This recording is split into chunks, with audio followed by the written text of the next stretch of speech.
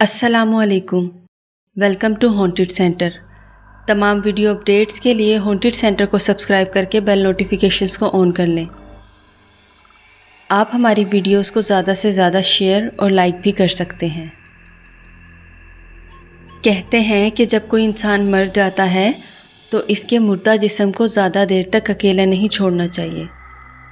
اس سے اس کے آس پاس موجود شیطانی طاقتیں اس مردہ جسم پر قبضہ کر لیتی ہیں۔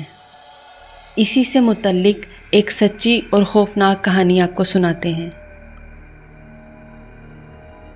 یہ کہانی میری امی کی دادی نے ان کو سنائی تھی، سو ان کی بیان کرتا ہے۔ یہ اس وقت کا قصہ ہے جب آبادی اتنی زیادہ نہیں تھی اور نہ ہی آمد و رفت کے لیے سواری کا انتظام تھا۔ لوگ زیادہ تر پیدل سفر کرتے تھے، چاہے سفر کرنے میں 3-4 گھنٹے چلنا پڑے۔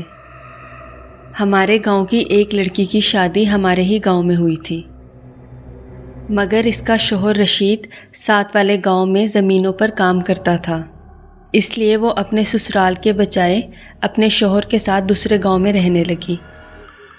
ایک دن اس کے میاں کی طبیعت خراب ہوئی اور اللہ کا کرنا ایسا ہوا کہ اس کے گھر والوں کو اطلاع دینے کی نوبت ہی نہ آئی اور اس کا شوہر اللہ کو پیارا ہو گیا۔ دوپہر کا وقت تھا، اس لیے لڑکی کو مجبوراً میاں کی لاش اکیلے چھوڑ کر خود ہی گاؤں میں اپنے میکے اور سسرال والوں کو بتانے جانا پڑا۔ وہ روتی ہوئی وہاں سے چل پڑی۔ گاؤں کا فاصلہ پیدل 3 گھنٹے کا تھا۔ اسی دوران ساتھ والے گاؤں سے اس کے شوہر کا ایک دوست غلام رسول اچانک اپنے دوست سے ملنے آ گیا۔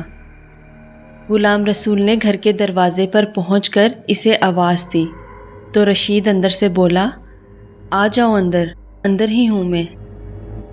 جب غلام رسول گھر میں داخل ہوا تو اس نے دیکھا کہ رشید چارپائی پر چادر اوڑھے لیٹا ہے۔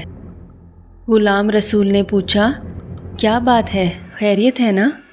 رشید بولا، ہاں بس کچھ طبیعت ٹھیک نہیں۔ غلام رسول نے پوچھا، بھابھی کہاں ہیں؟ مجھے تو بہت بھوک لگی ہے۔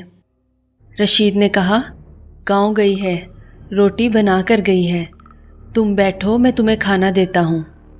اس زمانے میں گھروں کے کمروں میں دیواروں پر کیلیں لگا کر ان پر لکڑی کے تختے لگا کر برتن سجائے جاتے تھے اور کھانے پینے کا سامان بھی وہیں بلیوں سے بچانے کے لیے اونچائی پر رکھ دیا جاتا تھا۔ غلام رسول کے دیکھتے ہی دیکھتے رشید نے لیٹے لیٹے ہی لمبا ہاتھ کر کے اوپر سے پلیٹیں پکڑ کر اپنے دوست کے سامنے رکھیں۔ جب غلام رسول نے یہ سب دیکھا تو اس کے رونگٹے کھڑے ہو گئے۔ وہ سمجھ گیا کہ کچھ نہ کچھ گڑبڑ ہے، فوراً نکل جانا چاہیے۔ اس نے رشید سے کہا، اچھا میں چلتا ہوں، مجھے ایک ضروری کام یاد آ گیا ہے۔ مگر رشید نے کہا کہ بیٹھ کر کھانا کھاؤ۔ جب غلام رسول نے دیکھا کہ مشکل میں پڑ گیا ہوں تو اس نے کہا، اچھا میں ضروریات سے فارغ ہو کر آتا ہوں۔ رشید نے کہا، ٹھیک ہے، تو اپنی پگڑی کا ایک سرا اپنے پاؤں سے باندھ اور دوسرا سرا میرے ہاتھ میں پکڑا، پھر ضروریات سے فارغ ہونے جا۔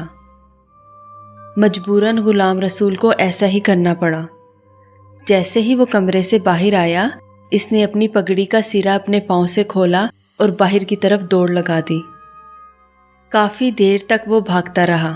جب سانس لینے کو ٹھہرا تو اسے دور سے رونے کی آوازیں آنے لگیں، کیونکہ رشید کی بیوی اپنے میکے اور سسرال والوں کو لے کر آ گئی تھی۔ جیسے ہی غلام رسول نے دیکھا، فوراً ان لوگوں کی طرف دوڑ لگائی اور ان کو سارا قصہ سنایا اور ان کے ساتھ جانے سے انکار کر دیا۔ لیکن ان سب کے حوصلہ دینے پر ان لوگوں کے ساتھ چل پڑا۔ جب وہ لوگ گھر کے اندر پہنچے تو دیکھا کہ سب کچھ ویسے کا ویسا ہے جیسے رشید کی بیوی چھوڑ کر گئی تھی۔ کھانے کے برتن اپنی جگہ سجے ہوئے تھے۔ غلام رسول کی پگڑی چارپائی پر موجود تھی، مگر پگڑی کا ایک سرا رشید کے ہاتھ میں اور رشید کی لاش آدھی چارپائی پر اور آدھی زمین پر لٹکی ہوئی تھی۔ یہ راز آج تک نہیں کھلا کہ کیا جب رشید کی بیوی گاؤں سے جانے کے لیے نکلی تو کیا رشید اس وقت زندہ تھا؟ اور جانکنی کے عالم میں اس نے چارپائی سے اترنے کی کوشش کی، مگر موت نے اسے مہلت نہ دی۔ اگر اس بات کو مان لیا جائے تو پھر سوال یہ ہے کہ غلام رسول کی پگڑی کا سرا رشید کے ہاتھ میں کیسے آیا؟ کہا جاتا ہے کہ جب کوئی انسان فوت ہو جائے تو اس کی میت کو کبھی بھی اکیلے نہیں چھوڑنا چاہیے، کوئی نہ کوئی میت کے پاس ضرور موجود ہونا چاہیے جو کہ قرآنی آیات کا ورد کرتا رہے، ورنہ شیطانی طاقتیں جو ہر وقت فضا میں موجود ہوتی ہیں وہ کوئی خالی جسم دیکھ کر اس پر قبضہ جما لیتی ہیں۔ اسی طرح ایک قصہ میں نے سنا تھا کہ ایک نوجوان لڑکی کی موت ہو گئی، اس کی لاش کو کسی وجہ سے اکیلا چھوڑ دیا گیا۔ کچھ دیر بعد اس کے گھر والے لاش کے پاس آئے تو دیکھا کہ لڑکی زندہ ہے۔ خیر لڑکی ان کے ساتھ رہنے لگی۔ ایک صبح لڑکی اپنی ماں کے ساتھ محلے سے نکلی تو ایک بابا جی زمین پر بیٹھے ہوئے تھے۔ بابا جی نے لڑکی کو دیکھتے ہی اس کی ماں کو کہا، یہ تو کس کو ساتھ لے کر پھر رہی ہے؟ یہ لڑکی زندہ نہیں ہے۔ اور اس بابا نے اس لڑکی پر کچھ پڑھ کر پھونکا تو اسی وقت لڑکی نیچے گر گئی اور بے جان ہو گئی۔